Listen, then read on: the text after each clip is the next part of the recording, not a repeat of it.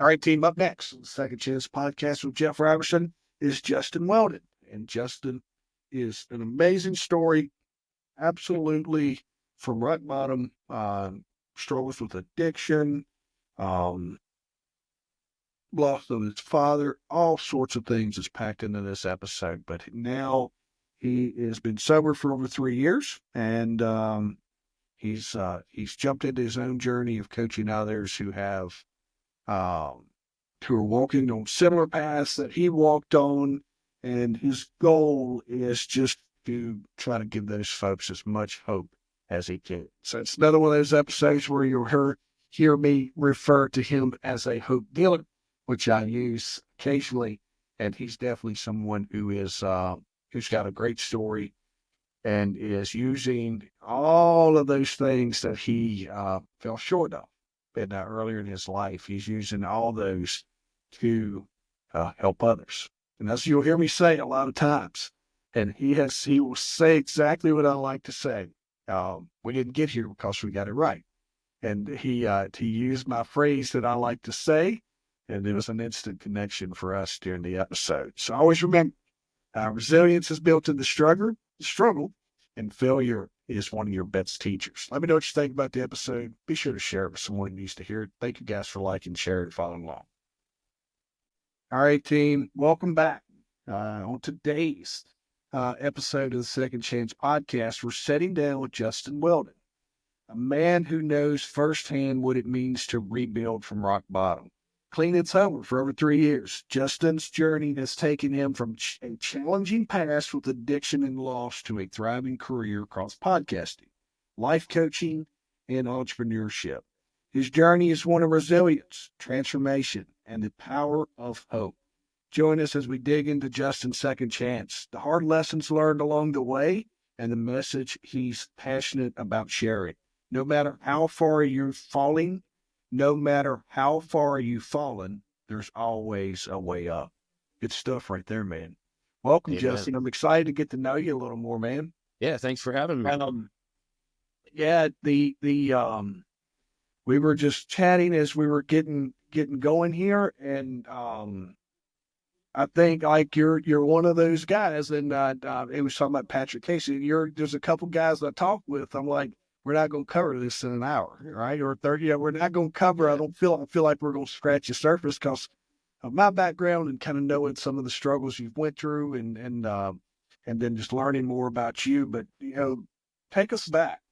We're going to talk a lot about addiction here, but take us back to that turning point when you decided to get clean. And Justin, was there a moment or event that made you realize it was time for a change, or what did that look like for you? Yeah, so there was a couple events all wrapped into one. I had started drinking and using at a young age, and I just went through all kinds of stuff throughout my life. And so my turning point came, I was 35. Like I said, it was a whirlwind. I went on vacation in Vegas. I ended up finding out I was a type 1 diabetic. I went into a coma. I got arrested for, what did they call it? Public nuisance or something. Yeah. I was basically in a state of a coma, a walking coma. Had no idea I was that type 1 diabetic. So that was something that kicked it off a little. At that time, I was actually facing a case where I was at a casino and I had got into it with somebody. That was kind of one of the things that seemed unfair, because that event I was kind of sticking up for somebody else who was, I was defending someone. And we'll probably talk about how all this kind of cleared up for me later on. So I was facing 5 years in prison for an assault. Then I had the coma, and I was facing a case in Vegas, which I had to go back for. And then I had a DWI I was facing at the time too. So I was looking at a total of 7 years being locked up. What happened was I got back from Vegas. I ended up losing my job. So I was unemployed at the time. Was just kind of, it kind of spiraled from there. I'm facing these three things. And then I get to a point where I ended up getting arrested. It was May 2nd, 2021. I got arrested for possession of cocaine. What happened to me that morning, I woke up, and I'll always just attribute this to my faith. I just believe I was, God put his hand on my life. I hadn't grown up really around Christians. I hadn't really known that lifestyle, right? It was something just came over me. And I like to call it an effectual calling. If you're into your faith, you probably know what I'm talking about. And so I ended up praying that day, ended up being led to church. A friend had heard about what I had happened, and he reached out to me too and just kind of said, "Hey, not here to tell you you're an alcoholic, anything like that. Why don't you come with me to a meeting in a couple nights and stay sober till then, don't drink, don't do nothing, and you decide for yourself." And he essentially just said, "I know you're a really good person, and this is just a different kind of a lifestyle, and I think you should look into it." And so from that point on, my sobriety and my faith is so intertwined.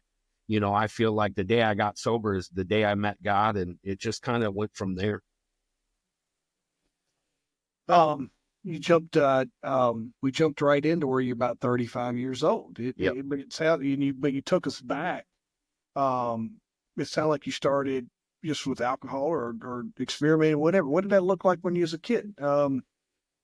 It kind of, it's going to take us to like your struggles with your father and some of those things. But that's kind of what I was wondering. Going back, you were raised around addiction through your father, and ultimately he ended up passing away and had a huge impact on you. How did that shape for your journey, positively and negatively? Yeah, so I do believe that we all have a purpose, and everything we've gone through, we're meant to go through that, and we're supposed to use that as a tool to help anybody we can. So for me, not having a male role model at a young age is, to me, just the statistics behind what happens to men who don't have a father that's in their life. And, I don't want to say he wasn't in my life, because he was, but he was in and out of jail treatment. He did some prison time. Yeah. And then, for the listeners, he ended up committing suicide when I was 24 years old. And so to not have that, I had a mother who was just an amazing mother. Like, she just, I tell her all the time, there's only one woman who could have done for me what you have done for me. So to me, that's a big saving grace for me, was my mother through everything. She always supported me. But to not have that male role model when you're at that age to kind of mold you and shape you and teach you discipline and work ethic and things like that, I think you just you start searching for your way in the world. And unfortunately, if you, I don't know if there's a statistic on it, but looking back at it, I think a lot of my friends that I got really close to and we went down the wrong path, I think we all were coming from the same situation. And now that I think about it, I don't think any one of my really close friends at that age had an active father in their life. And so I just think the importance of that is really key to some of the decisions you make. I don't know that you need statistics to back up. You have firsthand experience. Yeah, definitely. Right. My reckless behaviors came from, I had a kind of a dad there, right? But I struggled. That's, up to a point where I'm like, why don't my dad want to have anything to do with me? So you're right. It's you and I together, my struggles, or my path is nowhere, goes down those dark holes that yours does. But your friends, myself, we don't need statistics. We can tell you how detrimental it is. Yes, definitely. And then I think what I hear there, and we talk about this a lot on it. Podcast is about second chances. That might be business, whatever, but this is where we go a lot. And because it's, you got a second chance in life, but you'll hear us talk about those people you're surrounding, and you're attracted into your life just more like-minded individuals that wanted to be around you because similar upbringing, similarities, and y'all are enabling and doing destructive and reckless behaviors together. At least that's what my wife would tell me. She's like, that's why that's where the shirt came from, sir. Yeah, Yeah, I mean, it's trauma bonding, you know, Yeah. you're kind of searching for the same thing. You're going through the same thing. And now you have a bunch of kind of broken young men who are trying to find their way in the world. And, you know, without any good guidance to figure it out, I mean, you're gonna look to soothe yourself in ways that are unhealthy because you just don't know how to process the world in a healthy manner, you know. And it's that you see that just through your influences of that the lifestyle or that recklessness that comes through there. You're able to hide a lot of your probably what could maybe be some emotions that you're struggling to deal with. They hide those emotions hide behind that bottle or that 12 pack or right. It's Yep. you're able to it empowers you not to be able to deal with your emotions. The other thing we was talking about is police work, right? Here's the one thing I'll tell you about police work. You can hide your problems in behind everybody else's because you're always dealing with people who's most times they're one step worse or one step worse off than and maybe multiple steps worse off than you are. But a lot of public safety professionals they struggle with their own stuff, but everyone else's problems overshadows theirs, so they can work within those communities and not have to deal with their own stuff. Yeah. Um, what when you go back to your dad, would you say like, man, was you kind of just born? Was this when your first memories, was there alcohol, was there addiction in place from an early age, or did that come on with him as time went on? So I do remember, you know, alcohol being a problem at a very young age, you know, and the Yeah. thing like with my dad is he was a very good man. He struggled and he had his addictions. And it wasn't until I was a little bit older where I realized there was drug use going on. You know, I think my mom did a good job of trying to shelter that from us, you know, but Yeah. when your dad's not coming home for, you know, an entire weekend, and, you know, you get to an age where you start to kind of put two and two together and Yeah. realize, you know, something's not right here. And You mentioned that you had no faith in God. How has your relationship with faith evolved throughout your journey to sobriety and success? I attribute everything to my faith. I attribute everything to what God did for me, where he pulled me out of. And, you know, I think it just gives you a whole new lens on life. And everything for me is tied up into my faith. And I don't think I'd be where I'm at without it. And I believe, you know, I struggled for the first 6 months. I like to tell this story because I truly Yeah. believe that our hearts can change. You know, I think God can change us completely from the inside out. And, you know, I had been struggling. I knew I didn't want to drink. I knew I didn't want to party anymore. I knew I had to change my life. Like I really hit rock bottom, you know, that last time being arrested. That was my fourth case I had just picked up. And I kind of woke up and was just, my life is over. Like where can you go from here? Right. I mean, what you just seem so hopeless in that moment. And so to be able to be pulled out of that, and struggle, I struggled heavily for about 6 months on staying sober. Everybody I knew, you know, I live in a area where drinking is really a big pastime. Right. And so Yeah.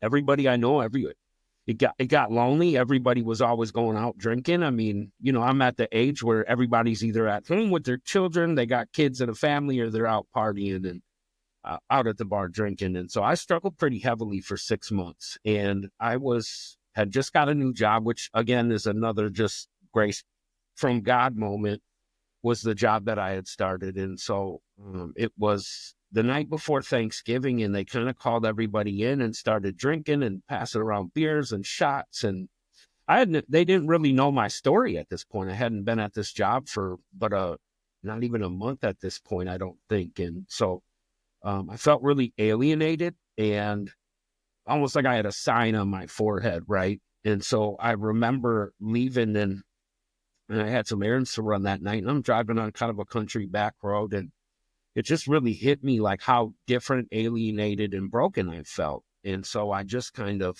started praying really, really heavily. I know, God, I know I don't want to be that person. I don't want to live this lifestyle. I want to be normal. I just remember I kept praying for him to just take this away from me. And from that moment on, I have never, this might sound extreme, but I've never had the urge to drink or party or do drugs ever since that moment. So I do believe that your faith can deliver you from a lot of the afflictions we suffer from. And so to me, I just could never go back to not having that just deep faith. It really did save me from the afflictions that I used to have. Where you talked about your mom. My mom, I was in church when I was a kid, but I wasn't living. And looking back on it, I struggled just kind of just in that setting. And I was raised coming at rural church type scene. I didn't realize you could go be really spiritual or have faith outside of that. I thought you Yeah. had to do it within those walls. And it wasn't until later in life that I rediscovered faith. And I'm just like, that I realized like there's this light, someone came along and was like, no, you don't have to go inside there to have faith, Jeff. You can do everything on your own. You got, was religion or any kind of faith, was that influence to you when you were younger? Not really, no. So I do remember there was a brief period of time when I was a kid that, we went to church, but it wasn't nothing that, really Yeah. lasted or anything like that. And apart from that, I started going down the wrong path so much that me encountering somebody who was in the faith was very unlikely. Yeah. You talk, I've been waiting to kind of share this, and I've been working on, I do some speaking, and I was, I lost I got a DUI as well, right? So that's what ended my police career. So, um, I went and I'm working at a big box store, and I've got two jobs. I went for about 2 months with no job, and then when I landed, I got going and had two jobs same day, both of them offers. One of them was at a dealership, and I ended up like just crushing it for 10 years, and then I was working doing some pack down at a big box store, and that in my head I was like, as long as I just stay busy working, I won't have time for anything done.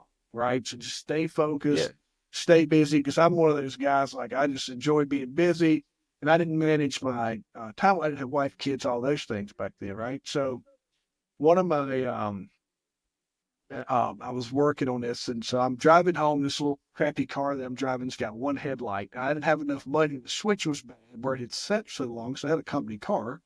The switch was bad, so if you jiggled it right, the light would come on, and when I would jiggle it, it would leave. And so when you go ready to hit a bump, it would cut back off. And then if you mess with it, next thing you know, you're like flashing your lights on the way down the road, which is, hey, another pull me over. So I got pulled over and ended up being one of my friends. And great friend, like one of my really good friends today. We weren't as close then as we are now. This is kind of how the story went. He pulls me over and he walks up and says, "Oh, hey man, what's up?" And I was like, "Good." He goes, "You ain't got light out." I'm like, "Yeah." And what he doesn't know, we talk about it now. I was so embarrassed and frustrated that I didn't have the money to buy that switch. Yeah. And I was just so like, oh, dude, if you only knew, right? I'm mad at him. I'm mad at him for having to pull me over. I'm mad at my car. I'm mad at me. I'm just pissed off. And he left. When he left, he's like, "All right, go." I said, "The part's coming. I had to eBay it. It's on the way. It's here this date. I'll message you when I get it fixed." Um, and he was like, "Yeah, just as long as you're getting it fixed, we're good." And warning, and we went on our way. And he left me, and he goes about 10 miles. I'm working on the timeline in this. He goes 10 miles, and he's in a shootout. Like his next action after leaving me is he goes and gets into a shootout. And my story I'm working on is, faith had put me in a situation to where 10 minutes that I am that I'm in this situation in my life and this person here's in their situation, and the connector was him. Yeah. And then, so when I tell people, I'm like, I'm just fortunate that I could have easily been that guy. Right? I could have easily been that guy but my situation I had landed 2 jobs, and I had my purpose had starting to become back in my restored and working toward that end. Um, and I've been working on crafting that. And I just kind of wanted to share that with you when you were just talking about faith. Yep. And just like faith, listen, man, faith that night put me in a situation with one headlight at the and in one interaction, and then my friend goes and has this other interaction that's totally different and very, very. Someone left the world that night. Um, so, man, I tell you, when you get into the faith, it's crazy. And I'll lean back in one more time with you on that one. Was I knew that I needed to change, and I kept saying, "I got to change this. I got to change this. I got to change this." And I was like, "All right, I'm good, I'm good." And something would happen. I'm like, "All right, maybe this is good." All right, and finally, uh, we could say God, we could say faith, whatever. If you're a listener, don't put yourself in a box with this, but divine intervention set me Yep. on the path to where I am Yeah. today, because it changed it for me. It definitely did. But you also, I appreciate you letting me take a second of your time to tell you that part of my story, because I've been wanting to That's share what we're that. here for. Yeah, but we wanted to share that just because it helps me, especially with someone who's like, oh, this is faith. We're having this conversation on this, so you kind of get you get it, right? You're like, oh, yeah, I totally see how that's an intervention. You also dropped out of high school, Absolutely. right? Yep. You dropped out of high school, and that's often seen as a setback. How did you navigate the challenges that came with dropping out of high school, and then what drove you to keep moving forward?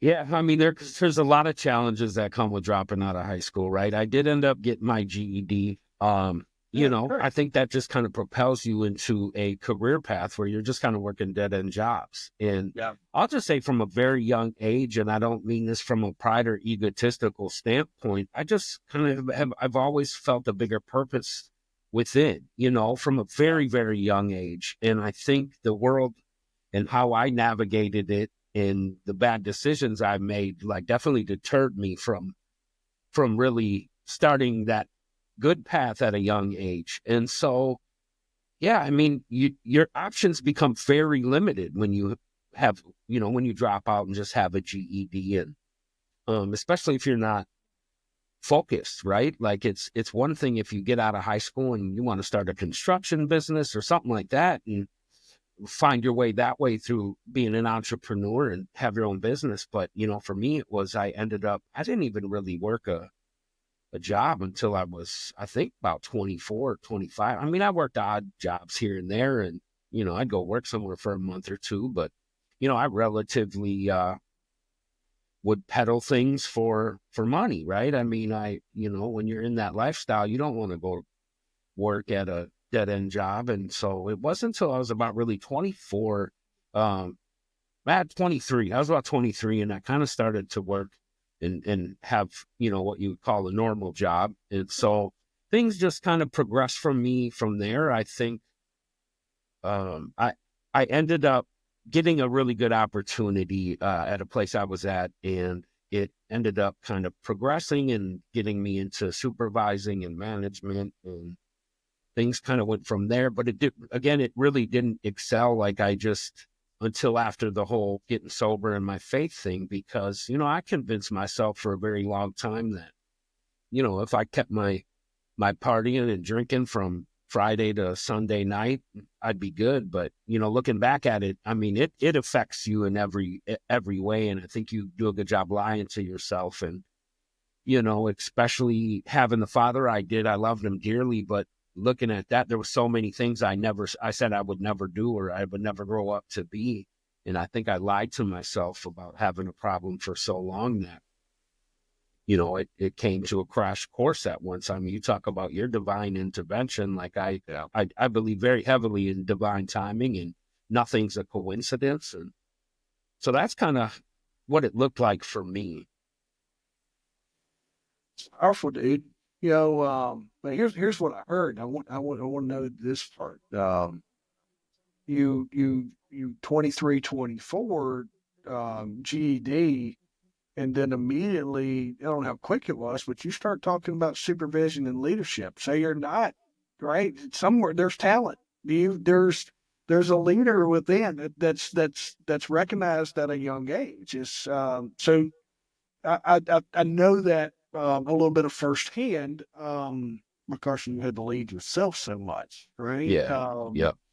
But I've that's never thought of that perspective. I like that. I've yeah. never thought of it like that. When you take chaos, it's hard to share it. It's easy for me to share it now. 50 years Yep. old. I tell a lot of folks the reason why this is my year of kind of. I just needed my kids to be old enough to process.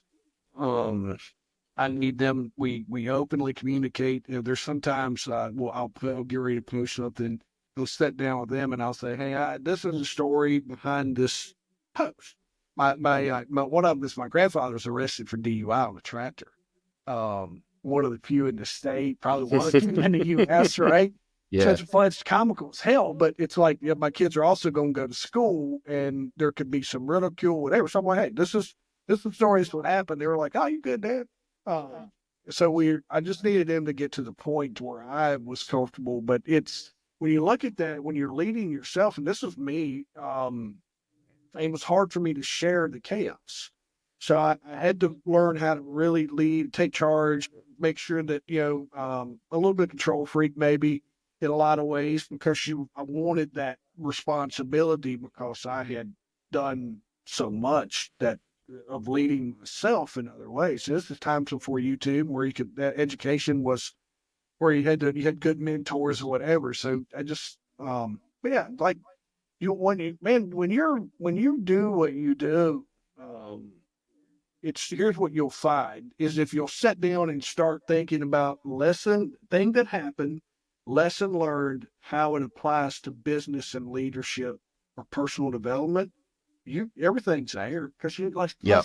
and some of my best business and people that I worked with are drug dealers. Yep. Some of the best.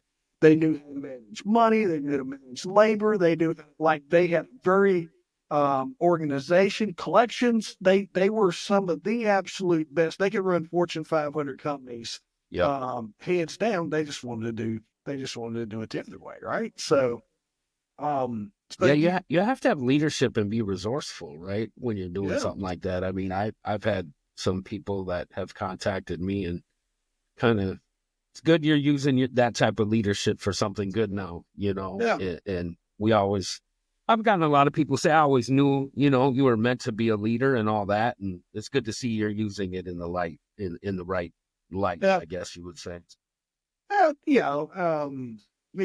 think we also hit on it too. We're going to do what we're do part of the plan, right? It's Yeah. all if you lean into that pretty hard, you're going to say that that's part of the plan and the process and what you were leading. But then now you have this opportunity. When I podcast this, I keep some notes here on. I've been speaking on growth, not always up, and failure is the best teacher, and resilience built in the struggle, and that's you. That's failure is your best teacher because you failed a lot in a lot of ways, but man, it's the lessons you learned and now the ability to share that story, and that's like just making those bridges so it's relatable. That's what most folks are looking for when it comes to speaking or Yep. teaching or um and when you've got a good backstory that me and you are like, oh man, nobody wants to Yeah. hear, but people do. They want to hear that story of overcoming. It gives them hope. And I told you about Patrick. You was talking to him last night. That's what you guys do, man. You give Patrick, we all give that hope that other people don't, and because not everybody lives the life that you've lived. Yeah. We talked about 7 years of pending. You got multiple charges. We have your intervention. You're getting ready, man. You're stepping into this new life of some first steps.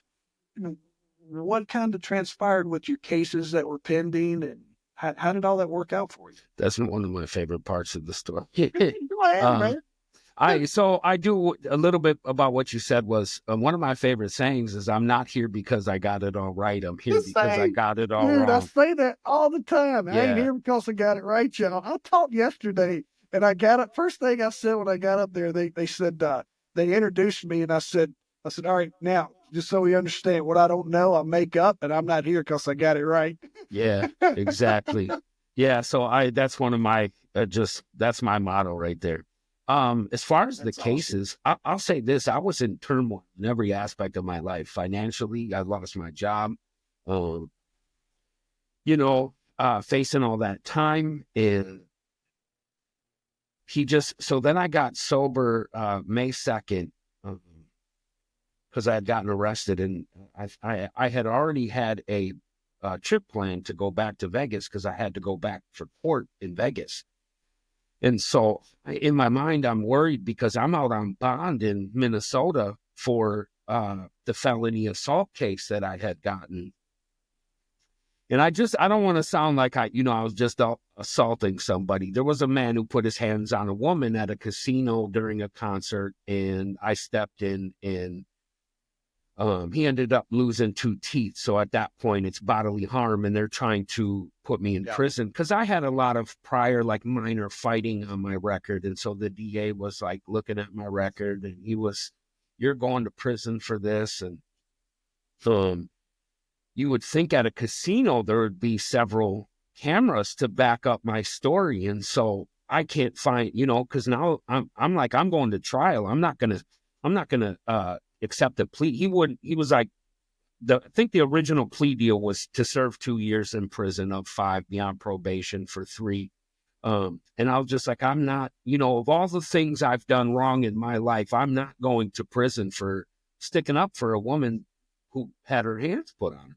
Right. And so I'm fighting this case. I had pretty much extended all my monetary resources to getting a good lawyer at this point, because when you're facing prison, you don't want to. Most of the times I've been able to walk in and kind of talk to the DA and talk myself out of some trouble, get it really light. And at this point, that wasn't happening. And I could see that. And I was like, okay, well, I'm facing the biggest case in my life. I can't go at this alone. So I, had to hire a pretty expensive attorney.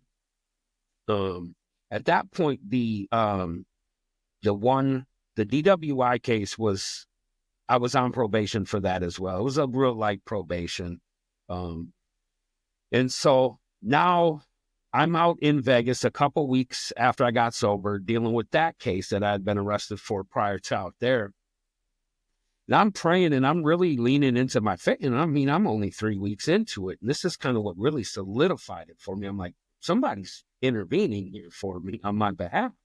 So I'm out in Vegas. I go to court, right? So I'm in court, and I explain, I'm diabetic. I didn't know at the time. I basically got into a verbal altercation with a valet person at a casino. None of my friends that I went there with are aware of where I'm at. Right. I had just kind of walked off, and I'm 5 miles down in Vegas at a random hotel. They're all looking for me. The cops end up coming, and thankfully some EMTs showed up, and they were like, he's not on drugs. He's not drunk. There's something medically wrong with him. So they brought me to the hospital, and basically the cops came with, and they're assuming I'm on drugs or something, right? Because I'm just erratic. And, I'll never forget, I called my mom when the cops are approaching me, and I don't remember, I have no recollection of any part of this day. That's what I mean when I say I was in a walking coma. And I called my mom, and she didn't answer, and I left a voicemail, and I'm like, Mom, I guess I was saying, don't touch me, keep your hands off me. And I'm like, Mom, I'm being kidnapped. And the cop took my phone and hung it up. So that's what she's got. She's calling my friends, and they're like, we haven't seen him for 2 hours.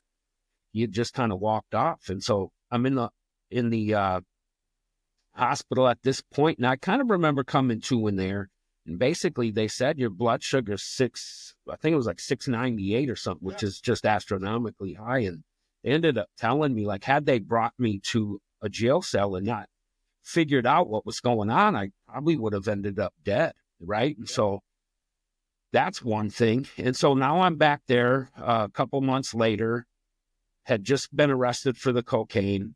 And that's usually, they'll usually, if you have a background, they're going to give you time for it. Right. And so I'm facing that. I'm out there. I go to court for this. I'm explaining to them, look, I was diagnosed type 1 diabetic. Here's my medical records and all that. And they said, we kind of will just give you grace and we'll drop the charges. Right. So I'm like, all right, cool. This is good. One thing out of the way, trying to clean everything up. I get back to my hotel. My friend was there. I was like, yeah, they just dropped the charges. This is really good. And I'm kind of talking about, what I need to happen next. And so I start praying. I go to the bathroom and start praying. And I don't like to say this out loud, but I was kind of just nervous about my faith, right? Because I know nobody around me ever talks about God or Jesus or nothing. And so I'm like, God, I got to go in the bathroom and pray. And I pray, and I no longer walk out of the bathroom, and I get an email from the lawyer, and he says, they just dropped your charges. So in Minnesota, you have to get approved, I guess, to use self-defense as a defense in an assault trial. And so I had, I was for weeks and weeks, I was scouring the videos that I had gotten. Because at this point, they turn all the evidence over to you, right? And so I'm just looking in where I punched the guy. It was, where he grabbed a girl by her hair and threw her into a chair, right? And this was after, several times. He had swung at me several times, and I never kind of fought back or nothing.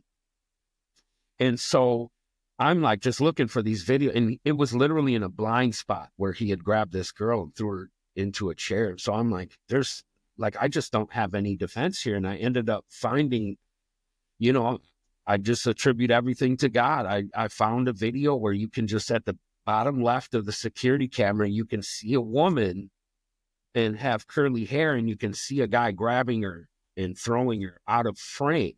And then you can see another frame where she lands into the chair, but he was in the blind spot, so you don't necessarily see him doing this.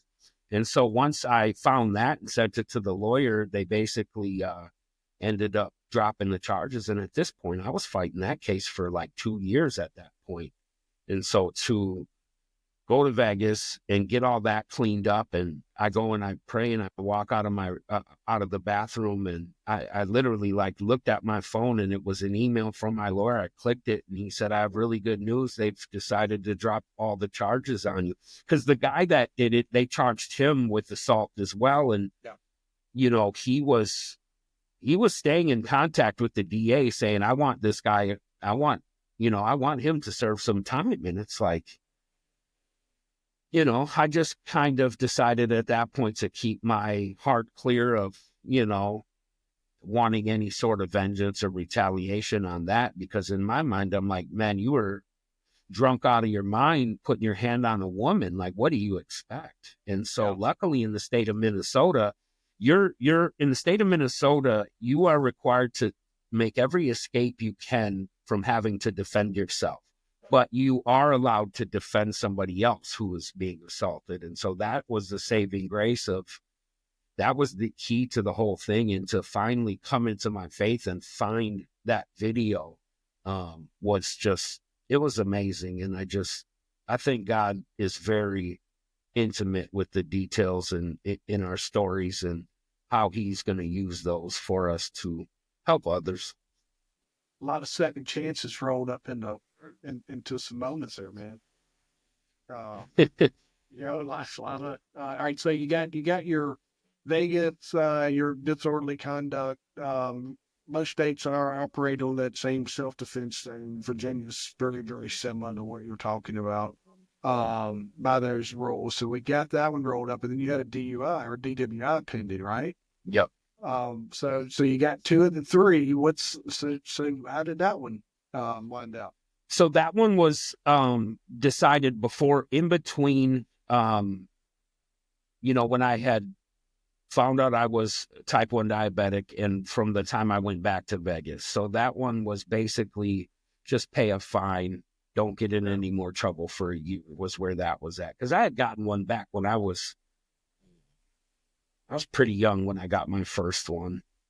And then want to say I wasn't even 21 when I got my first one, I don't believe.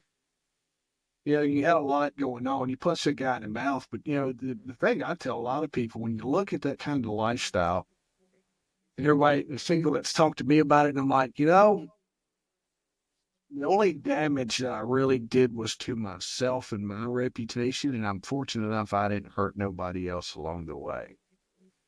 Just through drinking or fighting and Yeah. things like you're talking about, right? The reckless behaviors, the dumb stuff we did, drinking and driving. I'm just really, really fortunate that no one, you know, I can't imagine what it would have been like of having to, having to live on that side of it. If Yeah. your DUI became because you wrecked and hurt someone or killed someone, right? So different perspectives of still don't do it, people. Don't. It's not a good idea to go just to drink and drive. But it's not a good thing. It's um, Absolutely. yeah, we learn those lessons, man. Dude, that's powerful. I don't, you know, it's uh, that's I tell you when you do that, and I've had those moments as well. And when you have those, when you think, well, Jeff, why are you podcasting? You know, Justin, why are you man? When you get these moments of, it's hard not to try to share that with the world. Yeah. It's hard not to.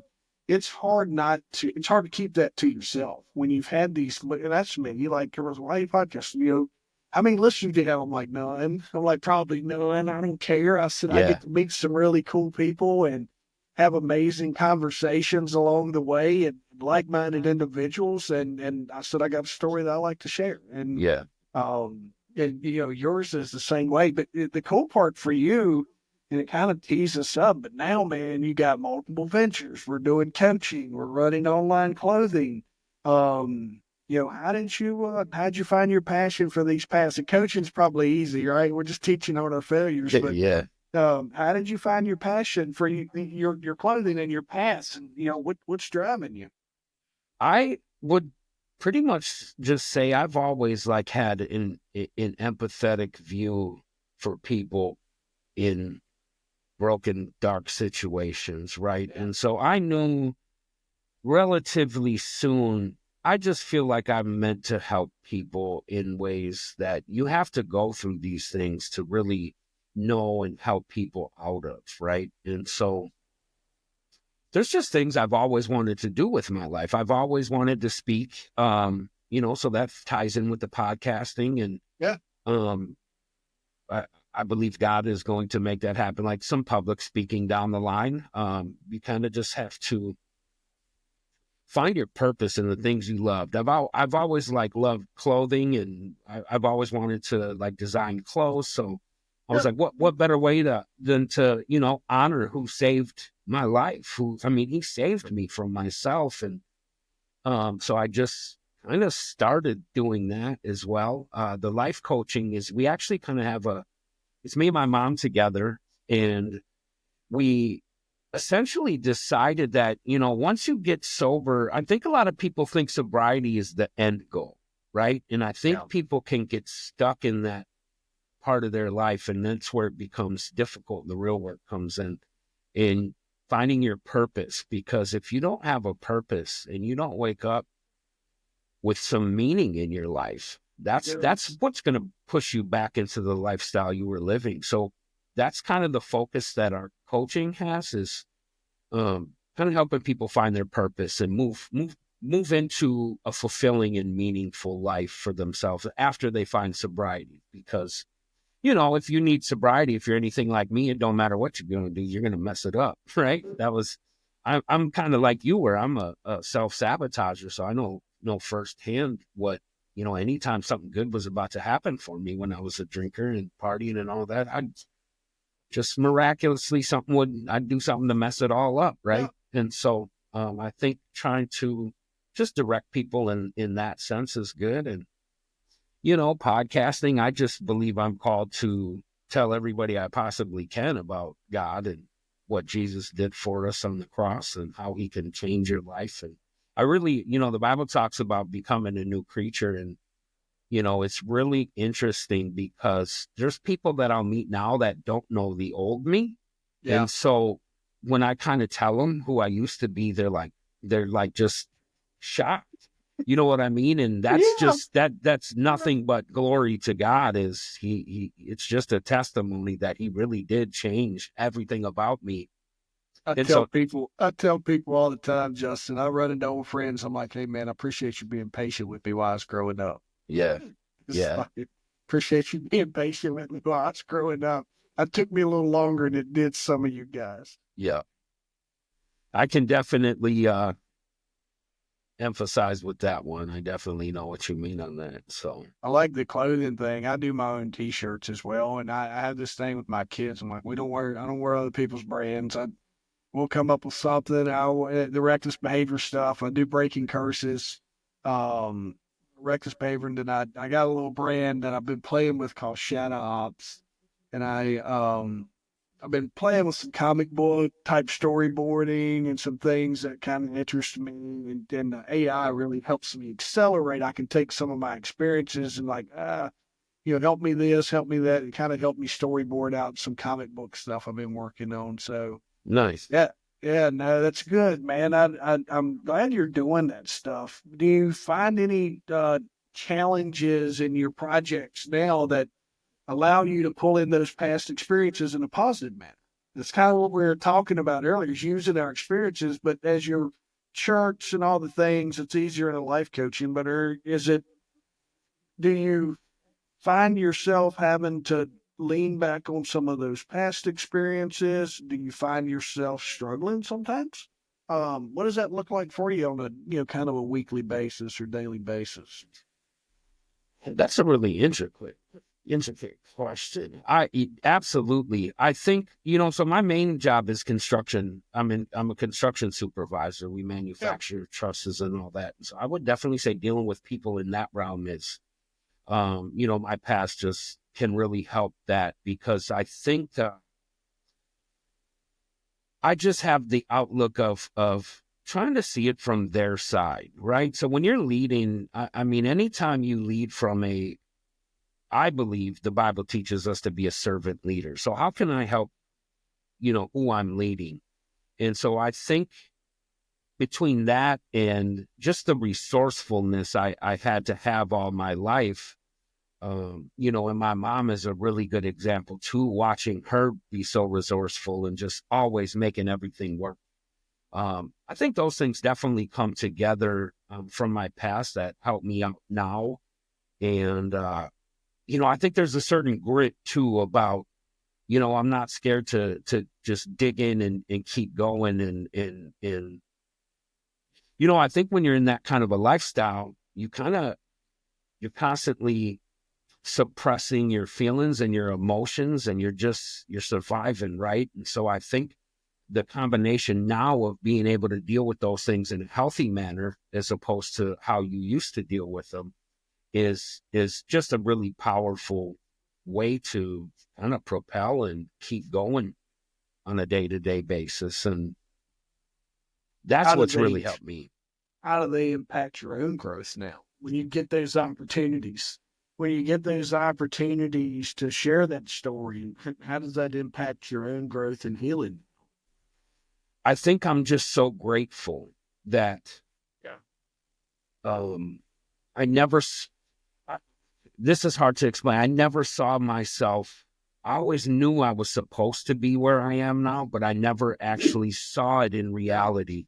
I think we have such things that suppress us. And you were talking earlier about, not wanting to, being careful of putting your story out. And I was like that too. I didn't want people to see my weaknesses. I didn't want people to, um, especially people I loved, like I love my father. I don't want to speak like, he was just this terrible person that ruined my life, because he did have a very big positive impact as well. So I think learning to discern those things and yeah, I think I just have such a perspective that I just view everything that's happened to me as a blessing. I'm so grateful for the change that God made inside of me as a person and the perspective I see the world with. And I think a lot of times we're kind of trained to have somewhat of a victim mentality, right? So I didn't have to take accountability. I could just say, well, I'm doing this because my dad's locked up, or, Yeah. I'm doing this because he's in prison. So just the shift in perspective on all that and actually being grateful, it really shifts your heart and how you see the world. I used to be very kind of materialistic, right? So when you kind of come from where you come from, you want nice things, right? And so even stuff like that, like it just, your entire perspective shifts. And so I think you just become so grateful for just the everyday small things. That was my favorite part about sobriety and my lifestyle change, was just the small piece that it brought to my life that I never had known before. Things were not often peaceful in my life. Anything, any goals you set personally or professionally that, as you continue on this second chance journey that you're trying to accomplish?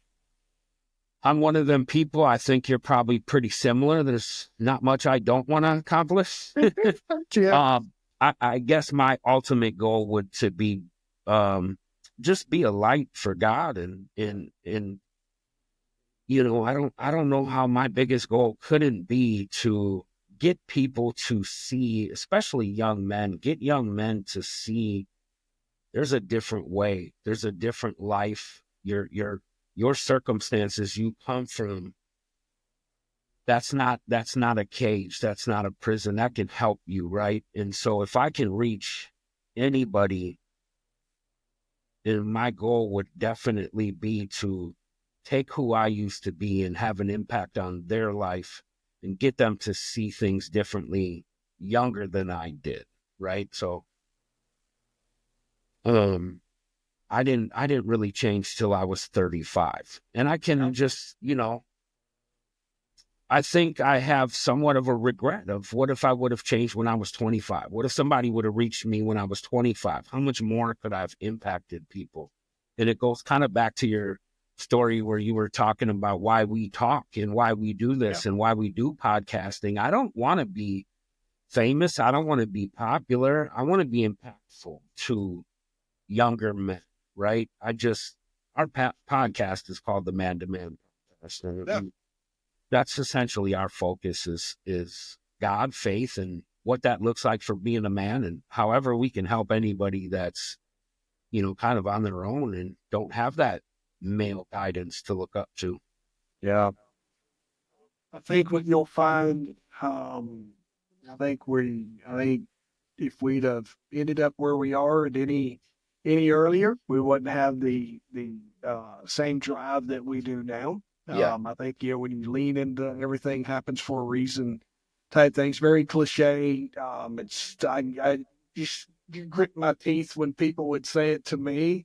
Um, but I've really embraced a lot of that stuff as Yep. I've gotten older, and kids help give me perspective, and being around different folks, some of the materials I consume now, the books I read, the influences I have, like totally different, than I'm ready to receive that stuff. And I wasn't Oh yeah. ready to receive a lot of that stuff.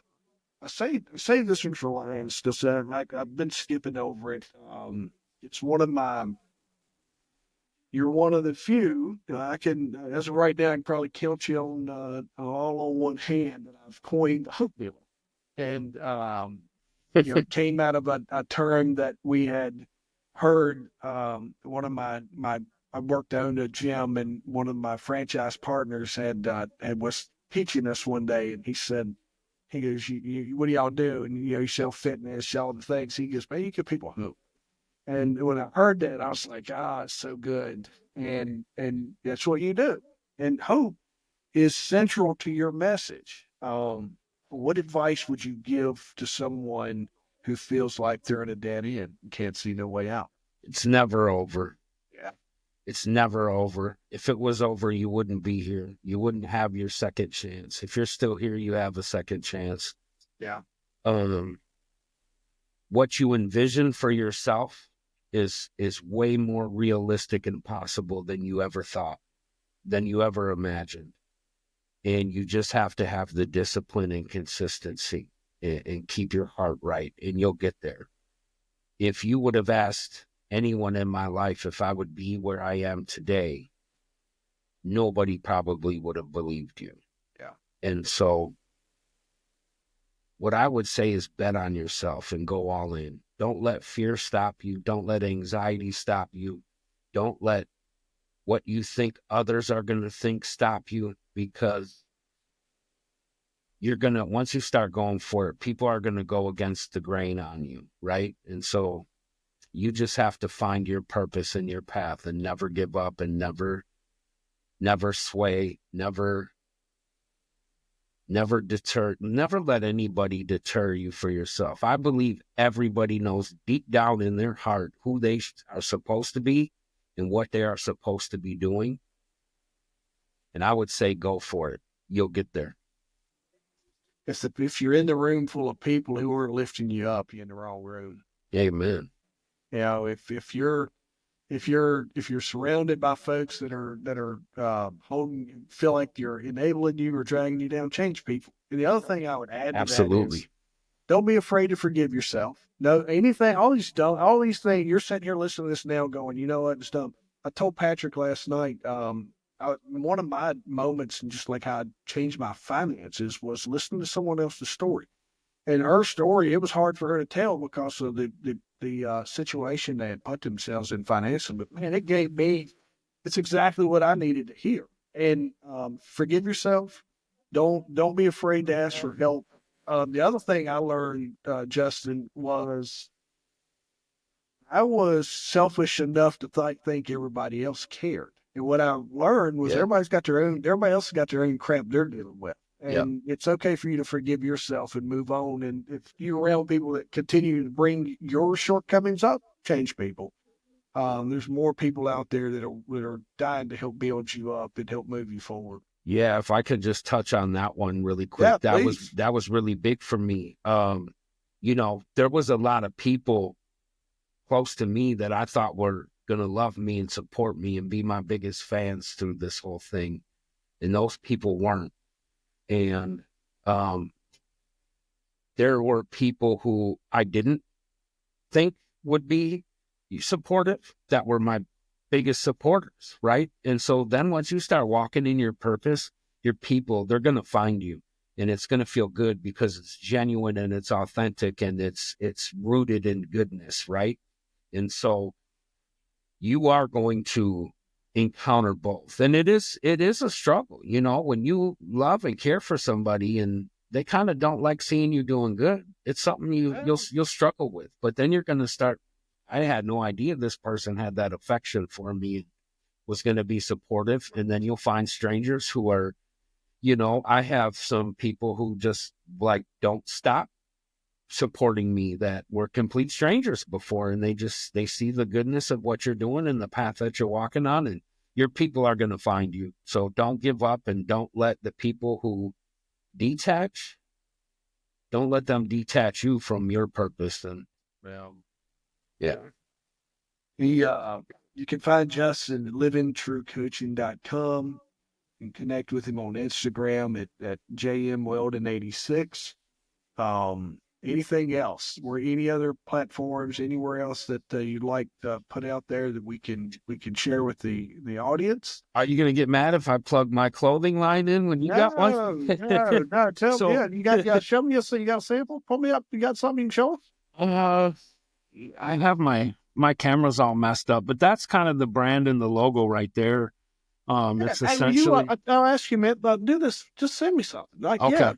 For sure. What's the mission behind the clothing line there?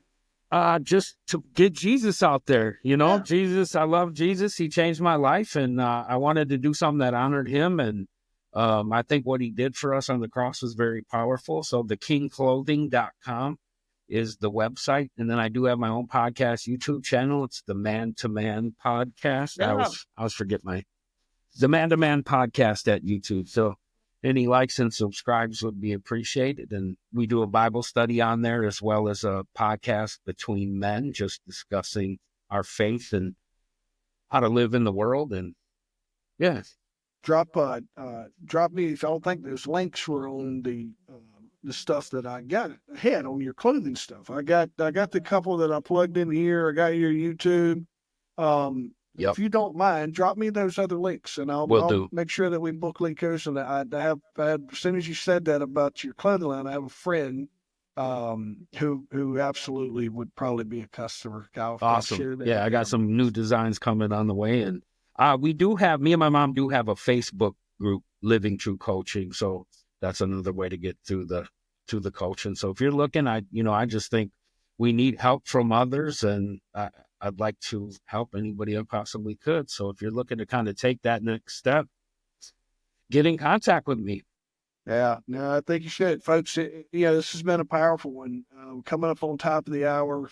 Um, this is one of those episodes to where it's like I said when we got started. This is brick one, and I think what you'll find, Justin and I will reconvene in 6 months or so, whatever that looks like for us, and we're going to hear a new story. We're going to hear some success stories of the lives that he's impacting and changing, and when you have someone that's in his situation who's working in construction, absolutely. If you can go and support his brand, coaching small business, working in small business is anytime that we can go and support, and just contribute and help lift a new and upcoming business with very niche, a market that, Yep. I think that's a big deal. But, I'll tell you this, man, is, when you lean back into faith real hard is the reason why we got to have this conversation today. Absolutely. And I can't thank you enough for connecting with me. I appreciate it. You'll hear me say this a lot. Is Justin and I just got to know each other in this conversation as well.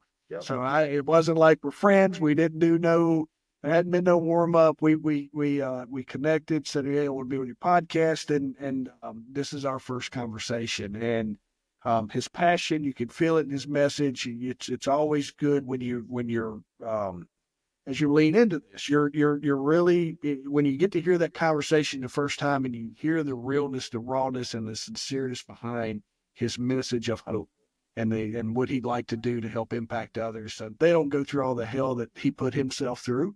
Yeah. Powerful message, brother. Appreciate you being on. Yeah. Thank you. I appreciate you for having me.